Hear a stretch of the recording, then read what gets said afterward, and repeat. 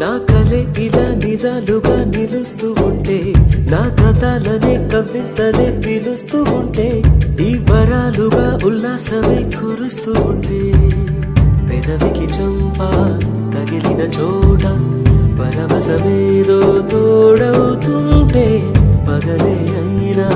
గగనంలోన తారలు చేరెనుగా నిజంగా నేనేనా ఇలా నీ జలలో ఉన్నా ఇదంతా ప్రేమేనా ఎన్నో వింతలు చూస్తున్నా ఎదలో ఎవరో